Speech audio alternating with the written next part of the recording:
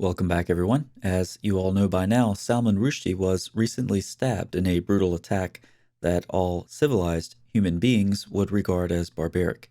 He was, of course, the author of the Satanic Verses novel in 1988, which has been bringing out the best of people from a certain religion ever since. At the time of recording this video, his exact medical condition is unknown, but it looks like the attack will have some long-term effects. Of course, we hope for a full recovery.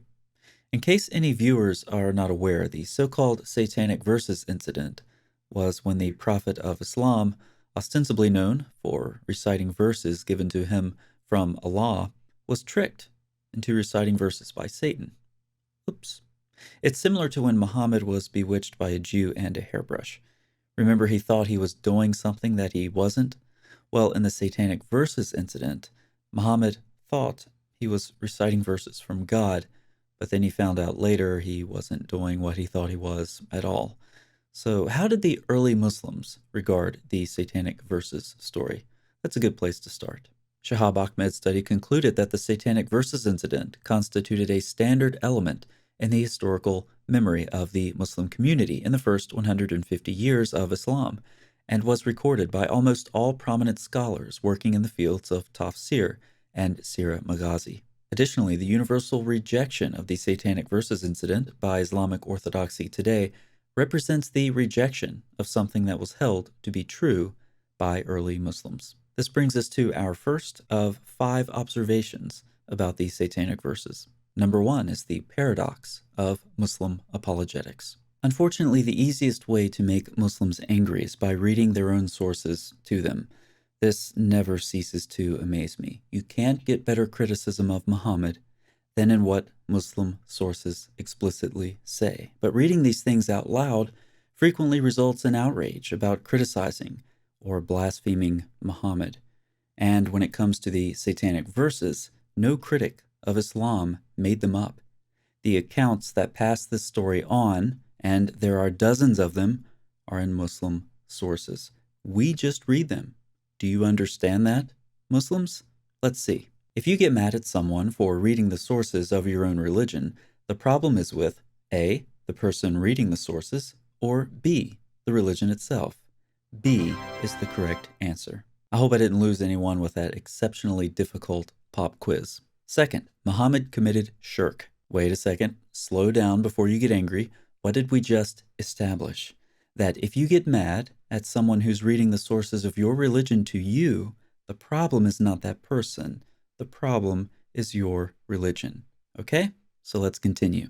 The Prophet's own characterization of his error is remarkable for its choice of words. I have obeyed Satan and spoken his words, and he has become a partner in God's matter with me. The use of the verb sharika immediately associates the Prophet's error with the concept of shirk, the cardinal sin of sharing partners with God.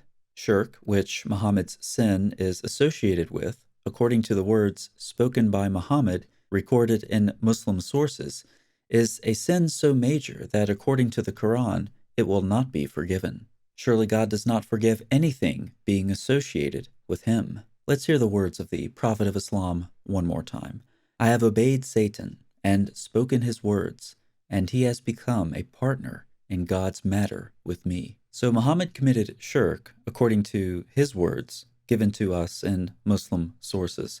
That would seem to cause some difficulty with the Islamic doctrine of the infallibility of the prophets, given their biggest prophet committed the biggest sin. Dr. Ayman Ibrahim catches both of these nuances here. If true, the Satanic Verses incident refutes the claims of Muhammad's infallibility and immunity from sin, or worse, it presents him as a non-monotheist, at least in a temporary concession, even after he encountered Allah and received the Quran. Observation number 3. Muhammad couldn't tell the difference between Allah and Satan. We hear about the miraculous Quran all the time.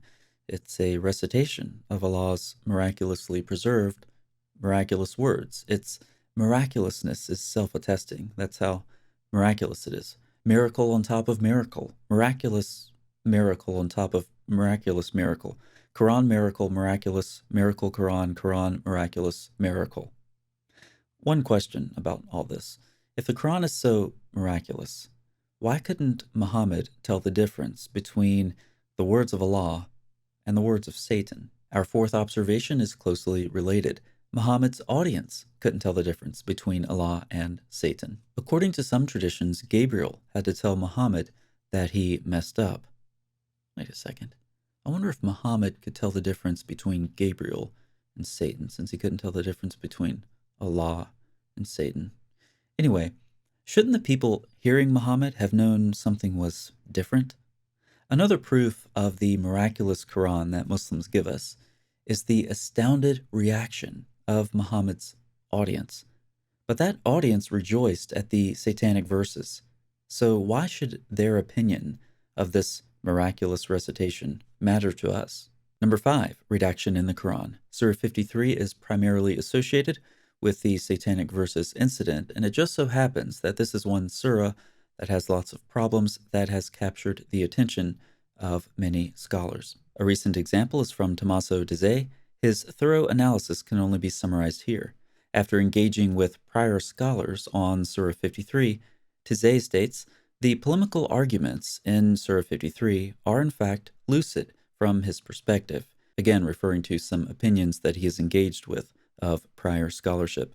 This lucidity, however, does not explain why the author of this thematically coherent polemic manifests stylistic incoherence between the different components of the surah, specifically between the verses in which the names of the three deities are mentioned and the verses in which their apparent qualification as female angels occur.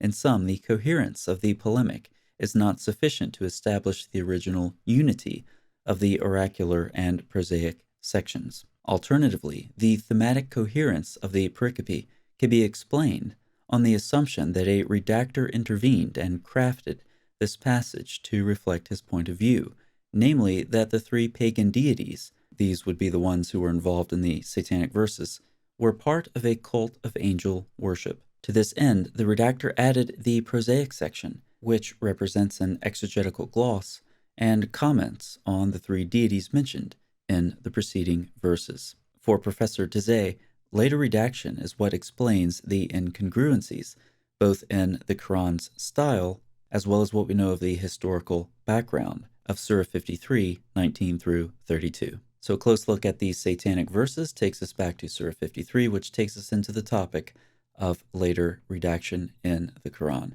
But we better not talk about that too much, because we might make some people mad. So in this video, we saw the paradox of Muslims being angered by their own sources. Muhammad committed shirk. We saw the Quran is apparently not so miraculous, according to Muhammad or his audience.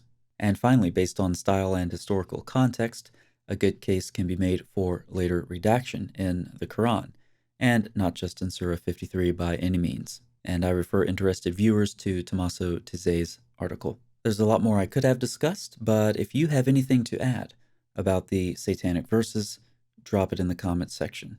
Be sure to use creative writing to avoid YouTube's filters. If enough good comments come through, you might see them in a future video. Thanks so much for watching. I'll see you next time.